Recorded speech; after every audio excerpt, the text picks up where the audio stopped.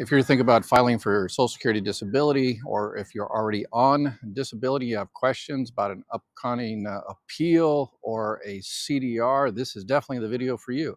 This is Ed Weir. I've overseen the processing and adjudication of hundreds of thousands of Social Security disability, retirement, survivor, spouse benefits, Medicare.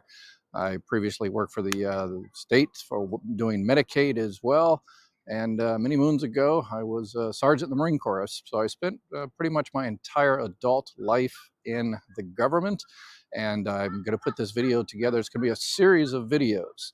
I've already done one on spousal benefits and survivor benefits, but this is going to be on disability benefits. And as you've seen from my other videos, I usually do it inside. This is the first video I'm doing the video outside. And why am I outside in nature here? Because I know your situation. I've seen this, again, hundreds of thousands of times. You looking to file for disability, you're dealing with your disabling condition, you're dealing with the consequences and the medications and the side effects. And Social Security, as we'll see, defines disability as the inability to work. So you're also probably dealing with financial issues. So life is pretty overwhelming, and dealing with the government bureaucracy to get the money that you're entitled to in terms of disability is stressful, intimidating. I'm going to try to make as less stress as possible in the entire filing process. I'm going to give you tips, tricks, and secrets throughout this series on how to make sure you do your best to get your benefits that you're entitled to. So if there's any part of the process you don't understand, just watch these videos and hopefully I've answered all your questions through the series of videos. However, if, as I mentioned in all my videos, the government and Social Security, there's always exceptions to the exceptions to the exceptions. So if you have any of those exceptions, the particular questions you have, make sure you write them in the comments below. I also do a live question and answer session on YouTube every Thursday at 4 p.m. West Coast time. But as many of my subscribers know, and hopefully you're one of my subscribers now, that I do quite a few of them. I pop up all times of the day, and whenever I got a quick 30 minutes to answer some questions, I pop up on live, and you'll see me there. You put the little bell. Sometime you might get annoyed by how many times I do pop up, but I'm here to answer your questions in my semi-retirement. So I intend to be here for another 10, 20, 30 years, as long as I can. I just want to convey, don't stress. We're going to walk you through the entire process. You've got a billion other, I'm sure, stressors in your life, another billion issues that you need to address in terms of your health and finances and stuff. So let me make this as simple and as stress-free as possible. All right? Okay, let's get started. So depending on where you're at in the process, if you're filing a new claim, if you're filing an appeal, if you're already receiving benefits for years and you're, questions about Medicare or CDRs, just to skip to that particular video. I'll put the details of each video underneath them. Like I said, this is going to be a multi-part series on all things disability. And within the videos themselves, I try to make the videos as comprehensive as possible. Obviously, I'm not going to be able to cover everything, because then it would, the whole thing would be, 300 hours. But if something in a particular video doesn't apply to you, just, skip forward until it does. We don't want to, to get you overwhelmed on information that you don't necessarily need and, you're worried about. It's the same thing we'll talk about in terms of the application. If a particular part of the application doesn't apply to you, then that's fine. That's perfect. Just put non-applicable. So the same type of situation when you watch my videos, if it doesn't apply to you, just fast forward and get on with the next part. All right. So the very first thing we need to talk about is who is entitled, who Social Security believes is entitled to Social Security disability benefits. The number one thing is Social Security defines disability as the inability to work. So you're not able to work, but there's qualifications to that. Social Security says, you can work, small amount. It's called SGA, substantial gainful activity. And that changes a little bit every year. But if you're working, just a little bit, usually it's under, under $1,500 or so. I'll put the exact amount up for this year. As long as you're under that, they consider you disabled for filing purposes. If you're making 2 or 3 times that, then your Social Security does not consider you to be disabled. So you have to be the inability to work, and your disability has to last 1 year or longer, or, I always hate this part, or end in death. So you've got people that, cancer or something like that, stage 4 cancer, and they say, well, you know, uh, uh, my doctor said probably not a year. So that qualifies with that qualification of has to last 12 months or longer. All right. And you also have to be insured for Social Security disability. So you've probably heard that in terms of retirement, you have to have 40 quarters of coverage, basically 10 years. You get 4 quarters every year. So 40 quarters. Disability is different in that. Depends on your age. You can have at the very minimum, if you're in your 20s, you can have a very small number of years, but you have to be insured and also currently insured. So the most common example would be someone in their 40s or so. You paid into the system for 10 years, so you're insured. But Social Security also has what's called currently insured, which basically means that not only have to be insured that you paid your 40 quarters, 10 years, but you also have to be currently insured in the sense that you had to work 5 out of the last 10 years. So you can work 5 years and then take, essentially 5 years off, and you're be currently insured. And they'll tell you exactly when you file, they will look at your work record, and they will be able to tell you. They're basically the only ones that be able to tell you whether you're insured and currently insured.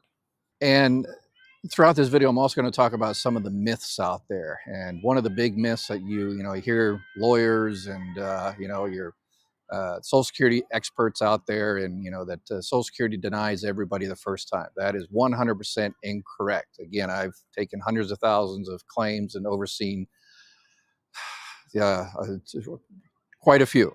And I've adjudicated claims. I've taken a claim, and the next day that person was approved. I've had, just unbelievable amount of claims that have been approved the first time. One of the things that particularly I always avoid talking bad about lawyers, but if you hire a lawyer, we'll talk about hiring a lawyer later. They make some money. There's nothing wrong with that, I guess, for the work they do to help you win your disability case. But one of the kind of myths that's perpetrated is that everybody's denied, and then they also bring out the percentage of people that are denied the first time and everything, right? But let's take my particular experience. I've had people come in when I worked Social Security, and they would come in and said, I'm pregnant. And I'm like, okay, well, pretty much in every state in the United States, pregnancies last, don't last 12 months. But if someone demands to file for disability or retirement or survivor benefits, whatever, it doesn't matter. The Social Security employee has to take that claim. So I've done that. Person comes in, I broke my arm, it's going to take 6 weeks, but I want to file for disability. I say, well, you're not going to get approved because it has to be 12 months or longer. And they said, I don't care, I want to file. And, they may need it for other reasons. They need the denial to go to their workers' comp or something like that. So I understand. But we have to take the claim, and then we immediately deny it because the disability won't last for 12 months or longer. So those work into the percentages of how many people are denied, and people use that as everybody's denied the first time, and only a very small percentage of claims are approved, and therefore you need to pay us money to help you file your disability claims to make sure you win. If Again, we'll talk about the lawyers later and whether you need one or not, but I just want to kind of clear up the air on that particular situation. And I'm also going to go into details later in terms of working. But even if you're working full time and you want to go file a claim, then you're pretty much going to be denied, because again, the first question is, when did you stop working? If you're working and making, $4,000 or $5,000 a month, you say, well, I'm still working, but I want to go ahead and file a claim because I'm not going to be able to work, any longer, and maybe just a few months. Your claim is going to be denied because you are currently still working, even though you're working through your disability and everything. Once you stop working, that's when you file for disability. I understand that the situation is, you need the money, and the entire disability claim process takes many, many, many months, and you want to get it started before you stop that financial flow coming in. But unfortunately, that's the nature of the bureaucratic beast. You have to essentially stop working, and again, you have to stay under the substantial gainful activity. So if, for instance, if you're making $4,000 a month, and then because of your disability, you're cut back to, a fourth of that. So you're only making about $1,000 a month. Then you can go ahead and file. So again, every year the substantial gainful activity changes a little bit more. If you got any questions on that, again, on your particular situation, that's where the comments come in, and my live on Thursdays, and ask away. One of the things I'm going to do throughout these series of videos is also teach you all of the kind of the inner jargon of Social Security, all the acronyms. And that way, number one, when you're approved, hopefully you're approved, then you'll know the entire lay of the land. And when you receive letters, you'll be able to understand those letters better because you know all of the Social Security language and the jargon. When you go to a Social Security office, invariably the employees are going to start, kind of reciting, this jargon and different acronyms and stuff. And if you are up on all those, if nothing else, you'll be able to understand it, and you'll convey to that person that you know what you're talking about, and so they won't be able to pull the wool over your eyes. And one of the things, if I did a video on this, if you're within your retirement age, 62 or so, you can actually file for retirement benefits and disability at the same time. And that way you can start getting some retirement benefits in while you're waiting for your disability claim to be approved. But one thing about that is, if you start getting retirement benefits early, then when you do get disability, however it takes, 6 months, 9 months, 12 months, or whatever, your disability benefits will be reduced a little bit for every month you actually started receiving retirement benefits. So be careful of that.